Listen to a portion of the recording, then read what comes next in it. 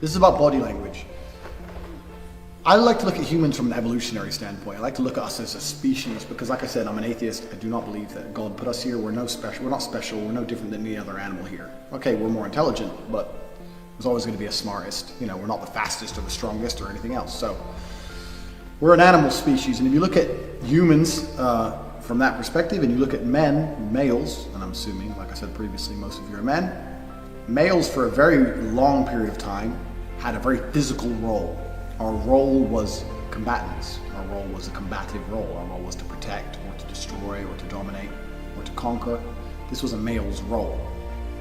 So in the modern society where we pretend physicality isn't important, and we deny physicality, and people say it doesn't matter, it absolutely does matter because since the dawn of human time, my favorite saying that everyone mocks me for, since the dawn of human time, for 95% of our existence, a man's role was primarily a physical role. So physicality is extremely important.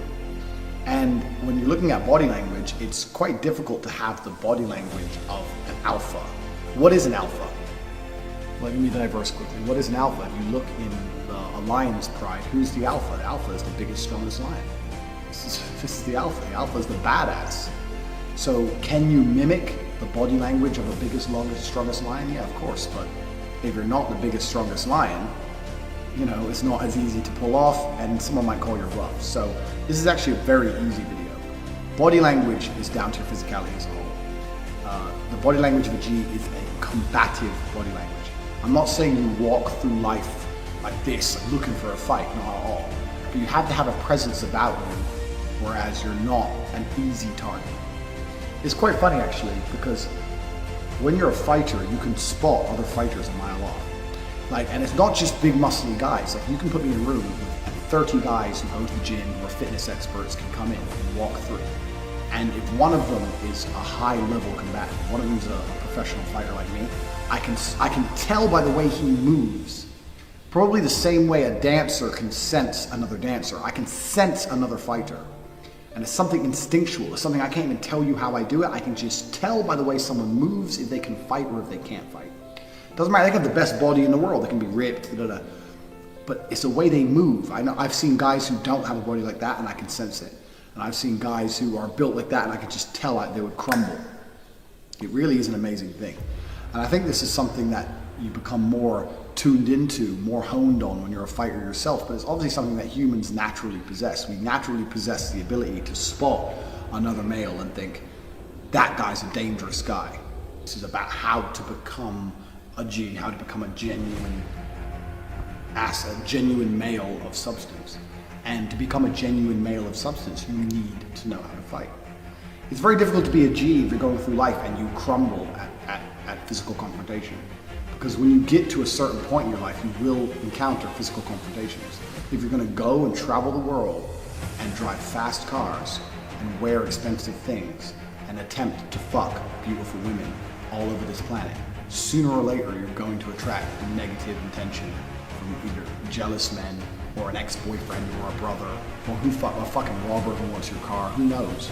Are you really a G if you mimic every single aspect of a high-quality man, and then when that situation happens, you fold?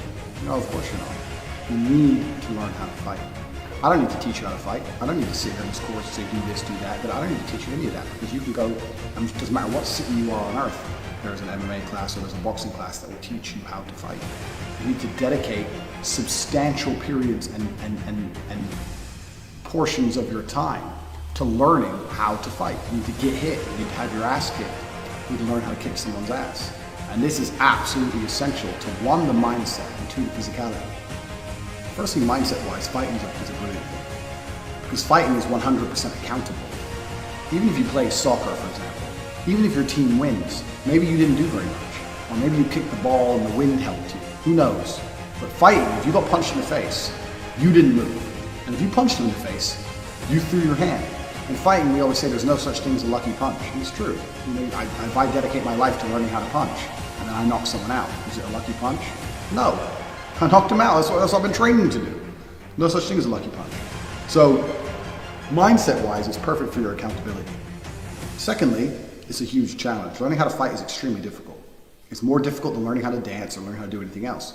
And the reason for this is because learning how to fight all humans have an instinctual way of fighting. We don't have an instinctual way to dance as much, but all humans basically are pre-programmed to fight. But the way we're pre-programmed to fight is completely wrong. We're pre-programmed to lift our head up so we look big and we can see, and to swing with our hands low for maximum power. And these are completely wrong in terms of traditional chin down, hands up fighting. So when you're learning to fight, you're reprogramming your basic instincts, and this is why it's so difficult. This is why it takes more practice than any other sport. I could learn to dance much easier than a dancer could learn to fight at high level. And that's because fighting is extremely chaotic, it's extremely quick, it hurts, and on top of that, you're trying to reprogram a basic instinct. So it's a very difficult thing to do, but if you want to become a G for real, you need to learn how to fight. And once you learn how to fight, your body language, when I say once you learn how to fight, learning how to fight takes years. Once you start to begin to learn how to fight, it's a lifestyle choice. This is not I do a 6-week course and I know how to fight. No, this is a lifestyle choice where you start to dedicate a certain period of your time every single week to being a combative individual. And it's something that you never really give up on, because you never completely learn how to fight. So it's something you're gonna have to change your lifestyle and base it around. But when you start to do that, your body language is gonna change. And once again, just like in the first lesson, when you start to do that, the way you interact and view the world will start to change. The way you view other people will start to change. This is a great thing about, especially when I had Twitter and the internet. I wasn't big on Twitter until Trump was elected, and that's when I started to tweet, and they verified me straight away, and I got mixed up and everything went crazy. But you realize that 99% of the people on there with their opinions and who are being rude would never speak to you that way in real life. It never bothered me. It didn't ever upset me. But when I was on Twitter, I've never been spoken to that way in real life. Nobody ever spoke to me that way. No one ever argued with me that way. And I thought, well, why is that? And I thought, because I have a physical presence that even I wasn't aware of. If I sit with someone who hates Trump in the real world, the way they speak to me is completely different than they do on Twitter, because even subconsciously they're thinking, this guy is a dangerous guy. And even if they know I'd never attack them, because I'm not an idiot, I'm not an animal, I don't have a criminal record, I'm not a thug. But instinctually, inside of their mind, from an evolutionary standpoint, they're thinking, this is not the kind of guy you call names, this is not the kind of guy you talk to in that manner. And that was a really great experiment for me, to see the way that people talk to you through a computer and the way that I've never been interacted with that way in real life. And I was like, well, why is that? Because I said this to someone else, they go, oh, people talk to me like that all the time. I said, well, yeah, it's because you're you and I'm me. So a physical presence is a real thing. And it's a real thing, one with other males, and it's certainly a real thing with females. Absolutely a real thing with females. And this is something that either I can teach you to imitate, I can tell you tips and tricks, or you can just go and fucking do it. If you go and do it for real, you don't need tips and tricks. Are you going to be world champion? No, because I'm in the top 0.1% of physical athletes. But can you be good? Sure, you can be good. And is it going to damage your life in any way to dedicate specific time learning how to fight? Of course not. You're going to be in better physical condition, better mental condition. You're going to have a better body language, because a male's body language is a combative body language. That's what men are meant to do. We are meant to fight. We're meant to conquer. This is why men have been men since the dawn of human time. This is why the Romans got some rocks, melted the rocks, made swords. These motherfuckers, they didn't have Google Maps, they didn't know where they were going. They thought, let's just walk in this direction, and then we're gonna find some people. This is what men have been built to do since the dawn of human time. Men are combative individuals, so to pretend that combat's not real anymore and we live in society and you don't have to do that, all garbage, you know? And this is Western society bullshit anyway. I've been to 71 countries. If you go to the places I've been, you realize that physical presence is still a very real thing. You have to discover, what is it that I have other people are going to want? That's the first thing. And secondly, how can I get them to give me a lot of money for it? That's the basis of it. So let's go into it in more detail. How to get rich is as follows. You need to understand. In fact, you need to get pen and fucking paper to write this down. I'm going to struggle to get rich. You are absolutely going to struggle. It's going to be very, very difficult. I did on my podcast with CNQ, I told a story about when I was really at my brokest and I ate the same meal every day for about 9 months. And I called it flavor because it had no flavor. And it was basically rice. I used to buy a 10 kilo or 20 kilo bag of rice for like $20. It was rice, it was kidney beans, because I read the back of the cans and they had the most protein. for that, because you get cans of kidney beans for like 9p, like 10 American cents back then. It's 10 cents. They had more protein than meat. I divided it all up for the value, for the money spent. I got the most possible protein from kidney beans than I did even meat. Because I'm anti-vegetarian, I don't like the idea of vegetarianism. I think it's a disconnect from reality. Humans have always eaten meat, we always will. To start pretending that's bad or wrong is something a bit wrong up here. So I'm an anti-vegetarian. I bought the cheapest possible meat because I refused to eat a meal without meat in it. But really my protein was coming from kidney beans. So I had rice, kidney beans, the cheapest possible frozen meat, and then just for greens, the cheapest thing I could buy was frozen peas. And I ate that every single day, 3 meals a day for 9 months, because it allowed me to feed myself for a month on about $90 or $100 for a month. Me and my brother, 2 full-grown men in combat training, eating 4,000 or 5,000 calories a day, just ate piles of this flavor. I had no flavor. Ate. I said this on the CMQ podcast. And this is when, back then, the reason I had so little money is because I was spending all of my money trying different businesses. Because you are going to struggle to get rich and you are going to fail over and over and over again. All of these people say it. Tai Lopez, Grant Cardone, they all say the same thing. You have to be ready for failure, blah, blah, blah. People go, yeah, I get it. No, you don't get it. You have to be ready to fuck up, because you're going to fuck up. Because there's no magical formula. If you try your first ever business and you make money with your first ever business, you're probably going to fuck that up anyway, because you don't have any experience with losing money. You need to fail to succeed. And I know it's fucking cringe. I hate to say the same shit everyone else says, but it's absolutely true.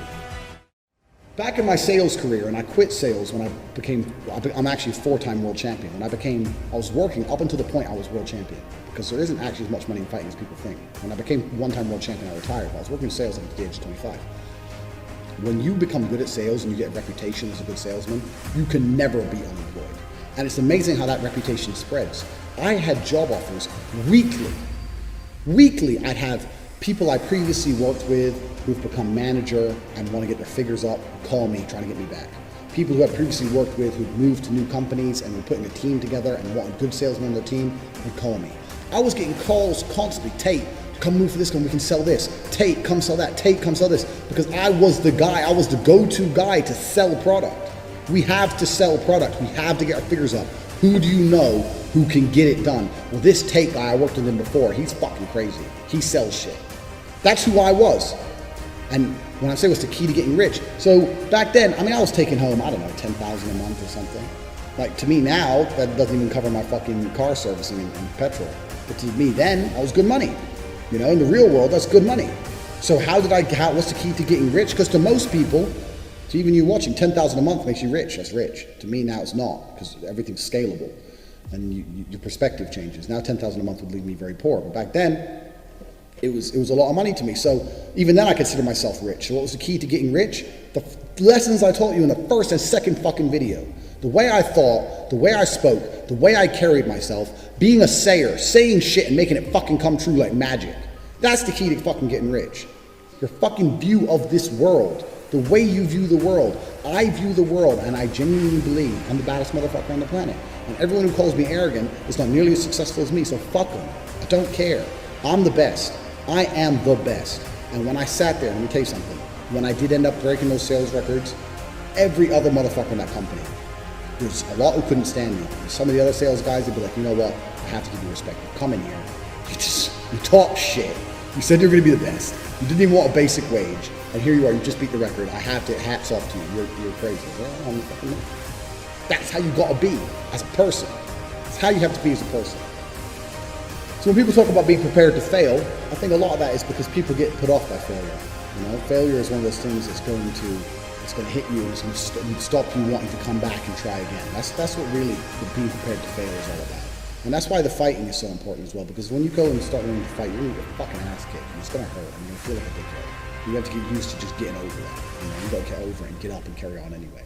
That's why that's such an important facet of the G mindset, along with everything else I've taught you, the first 4 lessons of the mindset. But those things together, I'm telling you, if you get those things right, everything I'm saying to you is going to start to make sense. The key to getting rich doesn't have to be owning your own business. I know that's very unpopular to say. Owning your own business is fantastic. But in a lot of cases, owning your own business is more work than a normal job.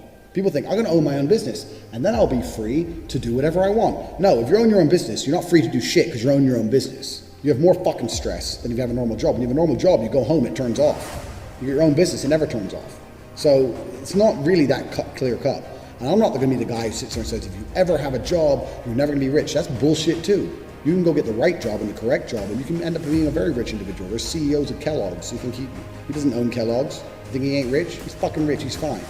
What I'm saying to you right now is that to make yourself feel more rich, to make more money than you currently make, if you doubled your income right now, you'd be nowhere near my income. Nowhere near. But you'd feel rich because you've been living for a certain amount of time on a certain income. How do you double your income instantly? You double your income instantly by fucking implementing my mindset and going out there and either changing your job or going back into your boss and saying, you know what? I'm gonna do a better job than I've ever done before. I'm about to do X, Y, and Z. I'm about to change this for the company. I'm gonna do all of this. I'm gonna do that for a month and you're gonna see how valuable I am, and then I want this much money. And if your boss goes no, say fine, I'll find someone who will say, okay, I'm gonna do it anyway. I'm gonna do it all, and then we can talk again. If you're still not interested, I want to find other employment. Sit there, revolutionize shit, mix shit up, do some fucking crazy shit and you'll make more money. You wanna feel rich, you can feel more rich right now. A number one piece of advice I give to everybody, they go, oh, what job, what industry? Sales. Find a fucking sales job, sit there, refuse the basic wage, demand double commission, tell them you're gonna be the best there's ever been, and because you've implemented the lessons in the first video, when you say shit, it comes true. Be that guy who succeeds, then you'll feel fucking rich. It's all about mindset. It's all about how to become rich is a mindset. It's not about trying to get hold of money. It's about viewing the world in a way where you were such a high value individual that things float to you. People were desperate to employ me. I didn't have to ask for jobs. They were desperate to employ me. Even now, when I started my company, when I first started my company, I needed an investment from a guy I went to and said, look, I want $200,000. When I go to someone and say, I need 200 grand, we're gonna make some money, they wanna give me the money. I don't have to convince them to give me the money. They wanna give me the fucking money. It's like, okay, yeah, okay, 200, okay, yeah, let's do it. Because they knew who I was as a person. So the key to getting a job, the key to being paid more, the key to getting investments, the key to this, all the fucking same. It's a mindset and it's a personality. It's who you are as a person. If you implement that, the G mindset, you get that shit right, you're gonna have anything you want. Then you wanna start a business, you need an opportunity or an investment to do it, people are gonna fucking give it to you. Because you have a reputation of someone who does not fail. Become someone who does not fail and you will easily become someone who's rich. And you save 100% of your $5,000 a month, you will still never, ever be rich. It will still take you 12 years to buy my car. It's not gonna happen. The only way, and that's one of my cars, other than the rest, the only way you're ever gonna get rich is if you substantially increase your income. That's the first thing. The second thing is, if your income is linked directly to your time, there's only so much time in the day. Make your time more valuable. Make those hours you spend working generate you more. That's fine. Unless you can do that exponentially to a crazy sum, unless you can get to some crazy figure. In reality, you're gonna need other people doing things for you, or you need something happening without your input so that your time isn't linked to your money. If your time is linked to your money, you're gonna run out of time, you're not gonna make enough money. So people often say, okay, I understand that, so passive income. There's no such thing as passive income. I hear the word passive income a lot, and there's really not very much which is truly passive income. People say, oh, like property is passive income. No, it isn't. You think buying a house and renting a house is passive income, and you've absolutely never done it. Renting a house means you've got to find tenants, put tenants in there, make sure they pay you on time. The washing machine's broken, you got to go around there and fix that. Oh, the rent's late, you have to go around there and argue with the tenant. Then you have to end up kicking the tenant out. Then you have to try and find another one. The whole apartment's trashed, they've damaged the walls. Renting an apartment is a full-time fucking job, and the return on it really isn't that much. I mean, you buy an apartment for $300,000, you rent it for like $1,000 a month. It really ain't all that. I mean, people, especially old school people, talk about property. Property was the way you became wealthy. You bought a house when you were young and you became wealthy. But nowadays, it's not how it's done. Plus, property is very, very slow. Okay, you buy a house now, you're going to be rich or well off when you've paid it off when you're 55, 60. Who gives a fuck about being rich when you're 60? Who cares? I would rather be rich now and broke when I'm 60 than broke now and rich then. I'd happily be broke when I'm 60. You need clothes or a nice car or nothing. Who cares? You're 60. No one's interested in your Lambo when you're 60. They're interested in your Lambo when you're young and hung like me. So the point is, property and passive income and all this garbage is out the window. You really need to find a way to increase your income. So I'm going to tell you how I did it. I'm going to tell you everything. I'm going to tell you the basics. What I understood was this. I can't link my time to my money. And I need to find a way to increase my income. So what you need to do is, and it doesn't matter what it is. It doesn't matter if it's mowing grass. It doesn't matter if it's something else. It doesn't matter if it's fucking typing documents. It doesn't matter if it's translating. It doesn't matter what it is. What you need to do is find a service people will pay for. And you need to find someone who will do it cheaper than the price being offered. That's it. It really is that simple. So I'll give you a really quick example. Imagine someone offered you $20 to do something. That's fine. Instead of doing it and wasting an hour of your time, find someone who will do it for $19. Pay them $19 and it's done. This is why I said in the first video, you don't have to own your own business to end up rich. You don't. And you can feel very rich if you double your wages or you do a sales job, that's fine. But you will inevitably, at a certain income point, probably end up owning your own business by doing what I'm describing right here. You get people to do things for you, you're the middleman as such, and this just evolves into your own business. Even some of the people on Twitter, I noticed they're pushing like CBD oil and all this stuff and they're being affiliates, that's fine. But if I was them, I'd have an affiliate link underneath the affiliate link, which is not just my Twitter page, but I'd put it out to other influential Twitter pages. So instead of getting, okay, imagine you have a Twitter and you're an affiliate. You're selling something for 50%. That's absolutely fine. I would do that. But what I'd also do is get another link that I got 25% of and 25% to someone else, and I'd be pushing that out. You make a lot more money with other people doing the work for you, if you understand. So you can be an affiliate and you can get affiliates underneath you. Doesn't matter, even if you're the second or the third person down the line, you can still get people below you. Doesn't matter what business we're talking about here. If someone's prepared to pay for something, that's fine. Find something that needs doing, find a price they're prepared to pay, and find somebody who's going to do it for less than the price. Now, if it's a huge job, you need to make a good markup. But if it's small jobs, $1 is fine. If they're paying 20 and it takes 30 minutes, and you know someone who'll do it for 19, you just need to suck up them jobs, as many as you can. Get someone else who's going to do more. Get another person who'll do it for 19. Get more jobs, more jobs, more jobs. Do such a, make sure quality control, make sure the jobs are done properly. You're collecting $1 for doing nothing. This is the key to making money. Pimping out someone else's time for your cash. So it doesn't matter what it is. You can go on Craigslist, you can go on anything. Find something people are prepared to pay for. Find someone saying, look, I need some garbage collected and moved or whatever, $100 for the day, whatever. And then just call around your friends, find your 15-year-old brother, find someone who'll do it for $90, collect 10 bucks. That's a task for you. Pull it off once and your world will change. You'll do it once, you go, wow, okay. Then you just have to find a way to scale it. Because the problem with linking your time to your money is there's no scalability. When you destroy that link, you can scale things. So I personally generate quite a lot of money, and it's not linked to my time. I have a lot of people out there making money, and I make some money. There's people I pay more than I make. For example, there's a particular setup I have where I have 3 people making, let's say, $10,000 a month. I'm only making $3 grand from it, but it's their full-time job, and I literally do nothing. So to them, they're getting paid more than me, but I don't do anything. I keep all of my time. And if you can set up enough little things like this, $3 grand a month isn't much, but you know, it's the electricity bill, whatever. And it all adds up, and then you come up with a new idea, a new idea, a new idea.